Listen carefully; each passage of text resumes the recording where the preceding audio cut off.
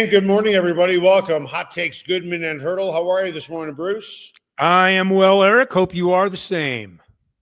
Doing well. One thing I do want to get into a little bit later on in the show, Florida Panthers, congrats to them, winning their second consecutive Stanley Cup title. But I think the other story coming out of it is Connor McDavid did not win. Dan Marino never won a title.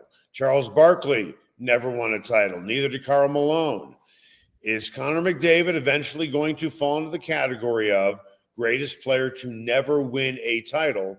And is it a fair assessment to knock Connor McDavid down a couple of pegs if he doesn't? With that, I want to tell you about the Sportsbook Bar and Grill, an amazing place to watch games. Not only do they have all of the major packages, but if you love soccer, European soccer, they have it. Rugby, they have it. UFC, they have it. It is a sports bar that was built by big-time sports fans, Jeremy, John, and Judson. These guys have been friends of mine for a long time, and they are as into sports as you can imagine. So if you were going to build a sports bar, you'd build it exactly like they do. Food is amazing as well. I do takeout from there. That's how great the food is. It just is. You can find them in the DTC, Highlands Ranch, and also coming soon to Parker. Time now for the lead. The lead is presented by Smok and Dave's Barbecue. It is not just the best barbecue in town, it is one of the best restaurants in town. You can find Smok and Dave's Barbecue off 36th and Pecos. CBS Sports Pete Prisco named his top 100 players in the NFL. Lots of guys come out with, lists like this, but he's the first one to come out with it. He put Pat Surtain at number 9. He's the only Broncos player in the top 50. Myles Garrett is the only defensive player ahead of Pat Surtain, and Myles Garrett is listed at number 2. 2 Broncos not ranked, or 2 Broncos who were ranked in the top 100, but not in the top 50. Quinn Miners, 51. Garrett Bowles, number 74. Are you surprised that only 3 Broncos players were named in the top 100? Considering the hype that they're getting, and maybe hype is a little bit of an overstatement. I think that they've earned the thought that they could be a contender in the AFC West. Maybe if you look at it through that prism, it makes some sense. But I don't have any. There's 32 teams. If you figure 3 guys from every team, just doing the math, that's 96. So my point is this. Yeah, that's a good point. Top 100 is pretty elite, really, when you get right down to it. If you've got 3 guys in the top 100, you're probably taking care of your business. There are a few other guys, especially on that defensive side of the football, that probably merit conversation. But I would have guessed the top 3 would have been Surtain, Miners, and Garrett Bowles. I would absolutely argue for Zach Allen. Sure. With the quarterback pressures that he had, what he does in terms of tackles at the position that he plays, quarterback sacks, so on and so forth. That guy is going to get paid by someone. You're hoping it is going to be the Broncos. You can make an argument for Nick Bonito, back-to-back double-digit sacks. With that, let's get back to Pat Surtain. There are going to be a lot of Broncos fans who say, how can Pat Surtain be ranked 9th, being the defensive player of the year, and being ranked behind Myles Garrett? Here, I'm not trying to argue against Pat Surtain, but I'll throw it out there. Who would you rather have on your team right now? Myles Garrett or Pat Surtain? Well, I think Pat Surtain is probably the most influential defender in the game right now. I just think from taking. Obviously, it's very difficult in the pecking order of things. Outside edge rushers are going to be number 1 because of pressure to the quarterback. Right. So I totally get Myles Garrett. I don't have a problem with that. I would listen to others as well.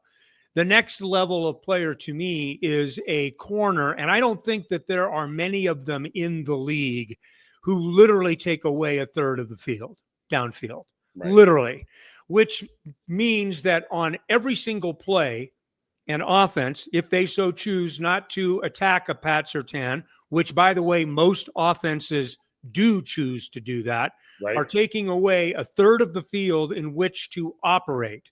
Now, think about that. That's a spatial thing. If you're taking away an entire third of the field, that really means that you are working in a much tighter space. Correct. So, I mean, I have no problem with Pat Surtain being number 9. I think he's a top 10 player. I think he's the best defensive player for his position and the importance of his position in the AFC. But it doesn't bother me if Myles Garrett's ahead of him or if others sneak ahead of him, depending on what position they play, because I understand that everyone has a different point of view on the importance of various positions. I want to piggyback on something that you said, which was not only spot on, but it crystallizes it. There are 32 teams in the NFL. Three a team, that's 96. Yeah. That's how hard it is to make the list. Now, let me give you some guys who did make the list, ranked 80 through 100.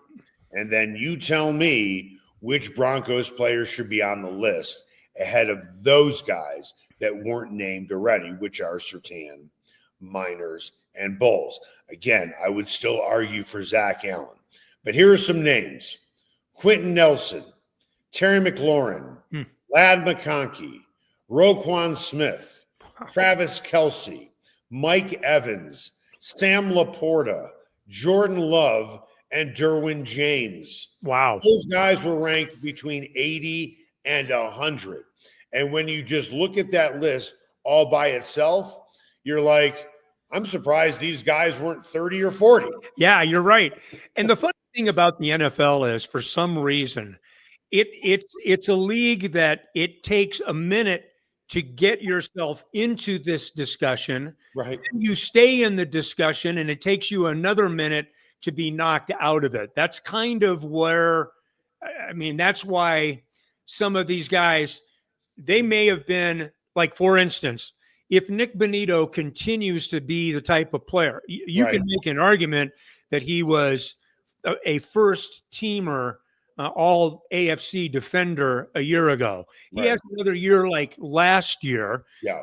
All of a sudden, these lists will have Nick Bonito on it. Sometimes in the NFL especially, there's kind of a delayed, it's kind of like you got to prove it first. Right. And there's a delayed aspect in being recognized like this for some odd reason. I don't know why that is, but it seems to be the way that it is in the NFL. So when you've got, and I agree with you totally on Zach Allen, I think you make a really strong argument for Zach Allen. He led the league in pressures.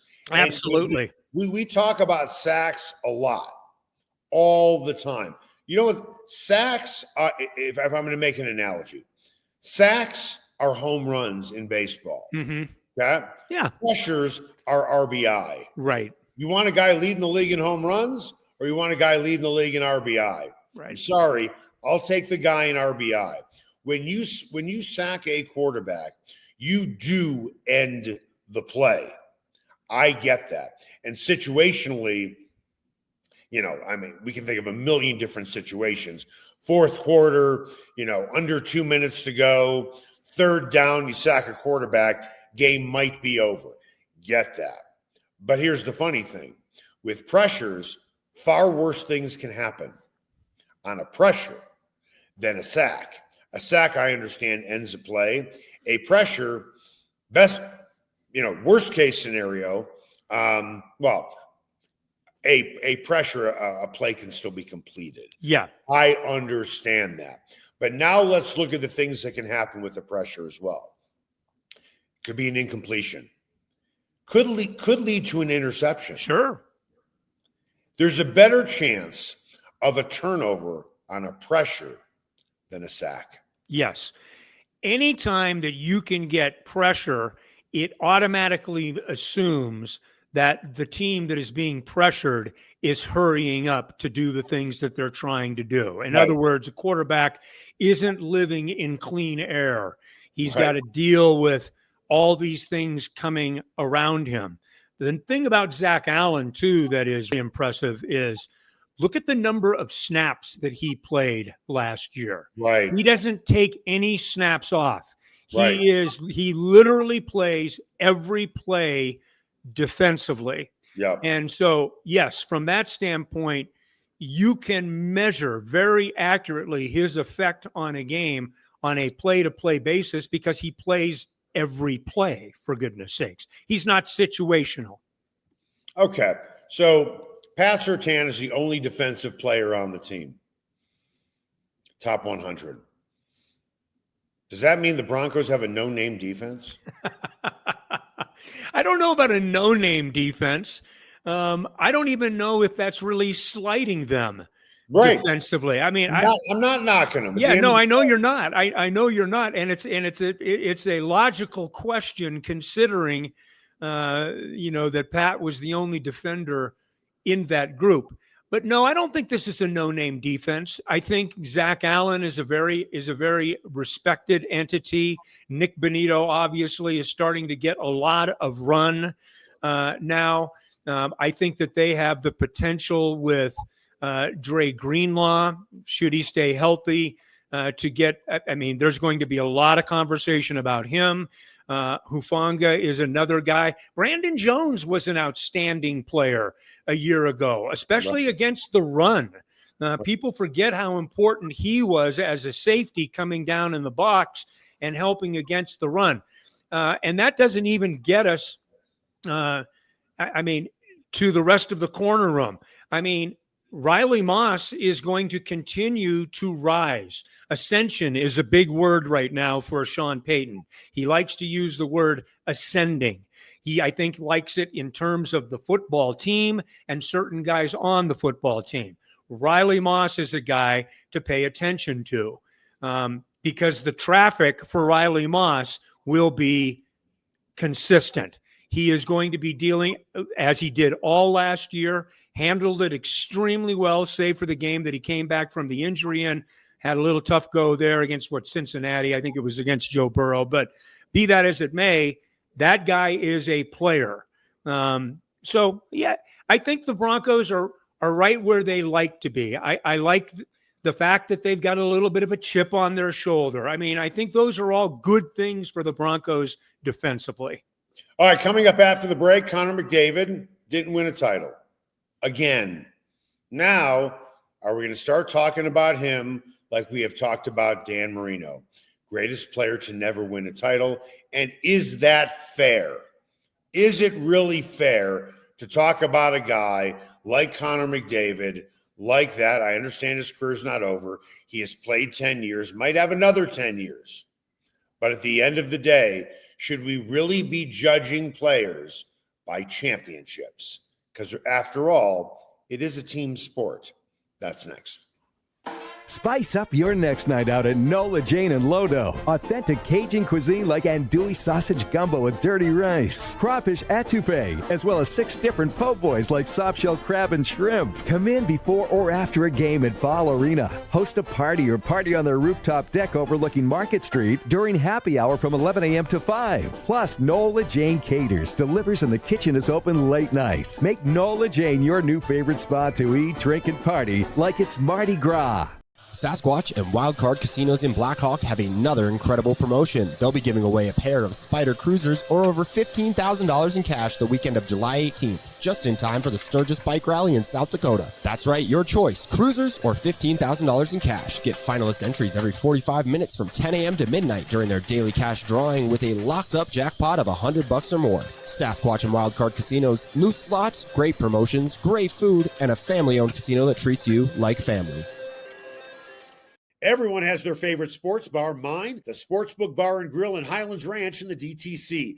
Both locations are everything a sports bar should be. An upscale menu with 12 different burgers, outstanding wings, and my favorite, the Philly cheesesteak egg rolls. They've got every game on the NFL Sunday Ticket, MLB Extra Innings, NHL Center Ice, NBA League Pass, plus soccer, rugby, and UFC. Sportsbook is a hangout bar or great for private parties. The Sportsbook Bar and Grill in Highlands Ranch, the DTC, and coming soon to Parker. They are the sports bar.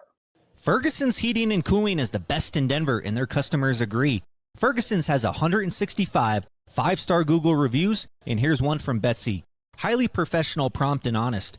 I switched to Fergusons when I became aware my former company was trying to sell me a whole new system I didn't need. Fergusons is an honest, working, family-owned business that'll give you a fair price, the highest quality parts and equipment, and they always show up on time. You can trust the Ferguson family like you trust your own family. Go to fergusonsheatingandcooling.com. Everyone has their favorite barbecue spot. Mine, Smok and Dave's Barbecue and Brew. My favorites, slowly smoked ribs, smoked corned beef Reuben, smoked meatloaf with a portobello balsamic cream sauce. Don't forget about Smok and Dave's 16-hour smoked brisket and pork with one of their 4 homemade barbecue sauces. Great sides, you bet. Barbecue beans made with pork and brisket and their southern corned bake. Man, you gotta try it. Plus, they have amazing non-barbecue entrees on the menu. Go where I go, Smok and Dave's Barbecue and Brew in North Denver. Ever wondered where city and county fleet vehicles go when they retire? Now's your chance to find out and score big.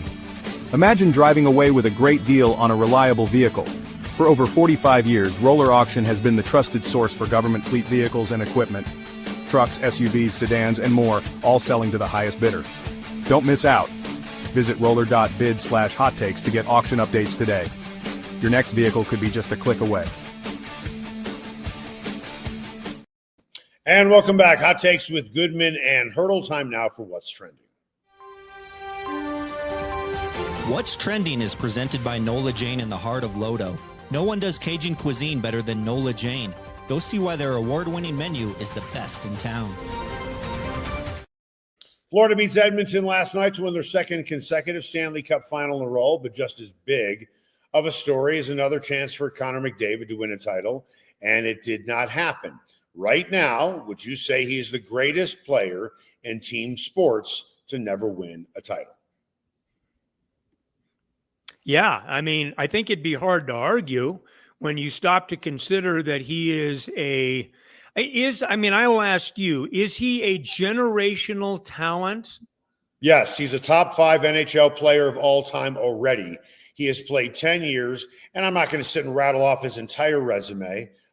He has won 3 MVP awards in 10 years. He has led the league in scoring, I believe, at least 3 times. Heck, he won the Conn Smythe last year as the most valuable player in the playoffs, and he didn't win the Stanley Cup title.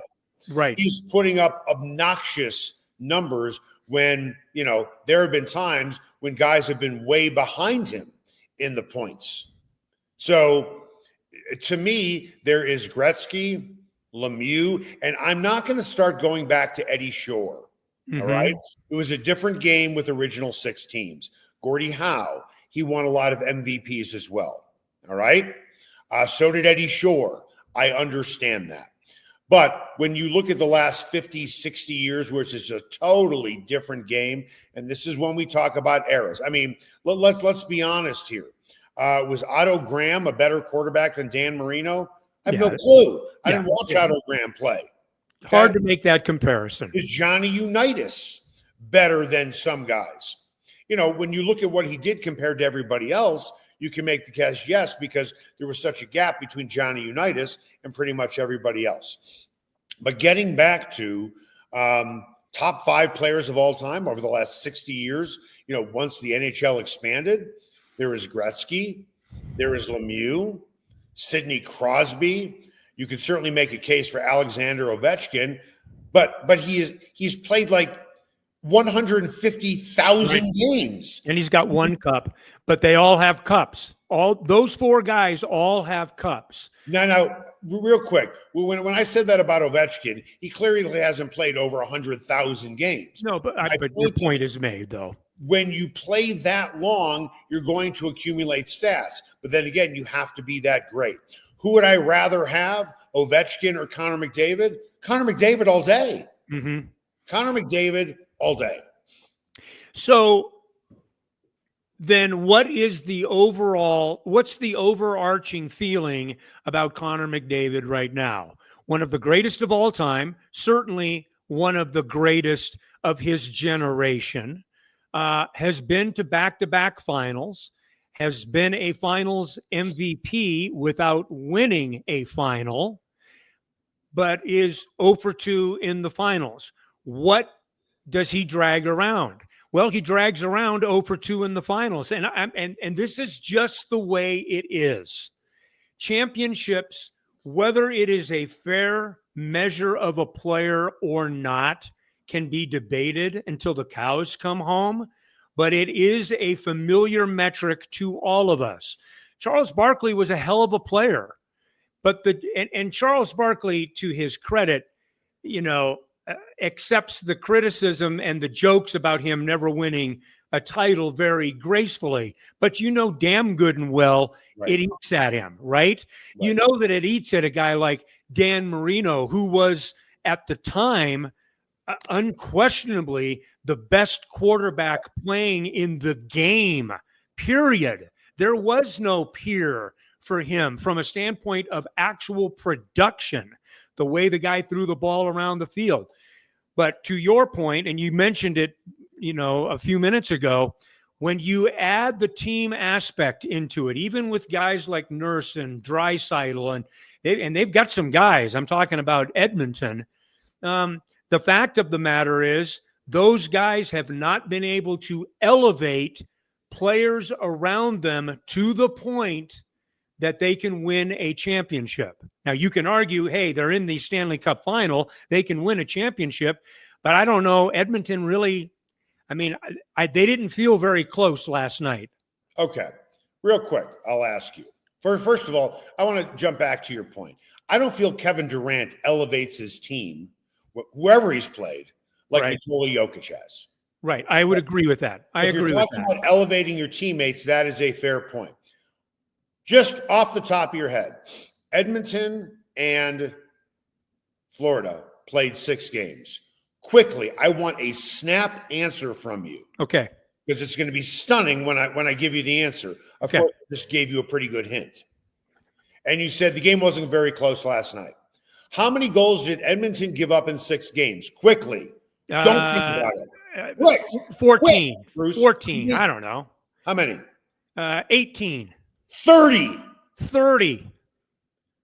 Did Connor McDavid play in goal? No. Okay. So now Skinner was in goal part of the time, and he wasn't even in goal. They gave up 30 goals in 6 games. In terms of goaltending, the best output for any game was game 1, I believe, in which they gave up 4 goals. That was the least amount of goals they gave up. Right. So, and you talk about, Tom Brady has, 7 titles, right? Mm-hmm. What if Adam Vinatieri misses twice and Pete Carroll calls the right play? Right. Now it's down to 4. Yeah. It's a team game. LeBron James was on a podcast with Steve Nash, and he said, a ring is a team accomplishment. I don't know why it's discussed so much in our sport.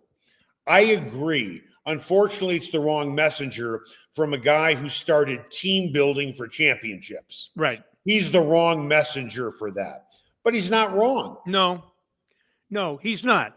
It's difficult in our culture and in the way that we have always perceived sports and the way that it was handed down to us to separate the greatness of an individual with the need for that individual to elevate a team.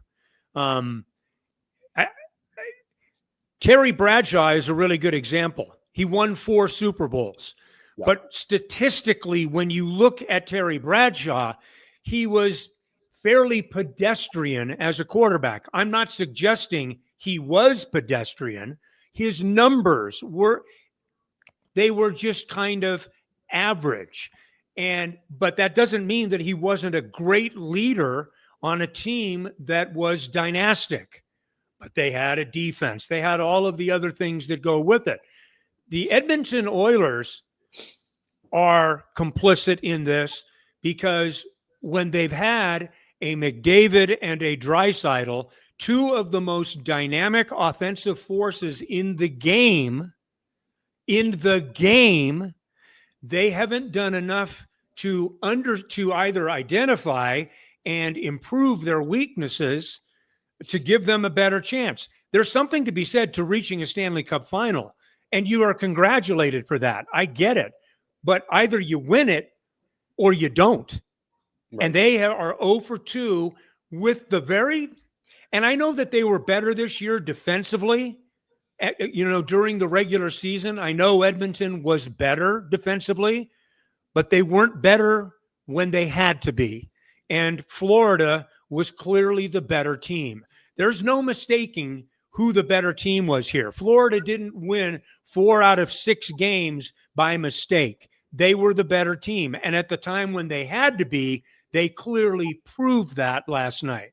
Right. Getting back to Terry Bradshaw. Sure. He was really, really good. He won. But here's the thing. No one will ever say Mel Blount won 4 Super Bowls. No, you're right. Bill Green won 4 Super Bowls. It's Terry Bradshaw that won 4 Super Bowls. 4 players on that steel curtain defense in the Hall of Fame. Right. And oh, by the way, Terry Bradshaw had 2 Hall of Fame wide receivers in John Stallworth and Lynn Swann. Lynn Swann, sure. And he happened to have a Hall of Fame running back in Franco Harris. Yep. So all of that needs to be taken into the equation as well. I mean, honestly, Ben Roethlisberger won 2 Super Bowls. Is anyone suggesting that Ben Roethlisberger is as good as Peyton Manning? And let's be perfectly honest here. Peyton Manning wasn't a huge reason why he won his 2nd Super Bowl. Yeah, I think Roethlisberger, when you go back at it, certainly, it's not a knock on him. No, it's not a knock, because I think Roethlisberger would be in the discussion of being, not even in the discussion, he would be one of the top guys during his generation. Yes. Ben Roethlisberger was, I mean, he may not have been quite as sexy as others during that time, but he was one of the top guys of his generation. And we talk all the time in terms of all-decade teams. Who was the best during the generation in which they played? Can that generation, how much is that generation altered if that guy isn't playing? Ben Roethlisberger had his time and his place. There is no question about it. But yeah, and so I think the overarching takeaway from your question is it really fair to assume team success with individual prowess? Sometimes it's relatable. Sometimes it works and you can see it. It's like, okay, well, they've got to be great because this guy allows them to be great. It doesn't always work that way, certainly. I don't think Connor McDavid has any apologies to make. I'm sure he's extremely frustrated and well, you could tell by some of his remarks last night, extremely frustrated, in a position to wonder if it's ever going to happen for him. I understand those things. I don't think it takes away from any conversation that you and I would have over a beer about the best players in the NHL, Connor McDavid would be one of the first names in the conversation. Okay, I want to look at John Elway, and I'm going to get a lot of pushback on this, and that's fine. I really don't care. When you look at arguably the 3 best quarterbacks outside of Joe Montana in the 1980s and into the 1990s, it was in no particular order: Dan Marino, Jim Kelly, and John Elway. Those were your 4 horsemen of quarterbacks in the 80s and in the early 1990s. Dan Marino kicked it off, got to a Super Bowl, did not win. Jim Kelly really didn't start to flourish until basically 1990. So who filled in that gap in the AFC during that time? It was John Elway. John Elway played in 5 Super Bowls. He won 2, won his final 2, won his only 2 late in his career. Fortunately for him, he had a really good defense, and he had Terrell Davis. Yep. I am not suggesting John Elway is not one of the greatest quarterbacks of all time, but this is what I mean by circumstance. And people can be upset that I'm saying it this way, but I'll challenge anybody to this fight all day. And while it's not the case, and we're playing the what-if game, and the what-if game is, what if Adam Vinatieri misses 2 field goals, right? And what happens if Pete Carroll hands the ball to Marshawn Lynch? Now we've gone from 7 titles to 4 titles. That's why it's a team game. If for some reason the Denver Broncos played in the NFC, John Elway's been to 2 Super Bowls and has won 2 Super Bowls. The Denver Broncos are not getting out of the NFC.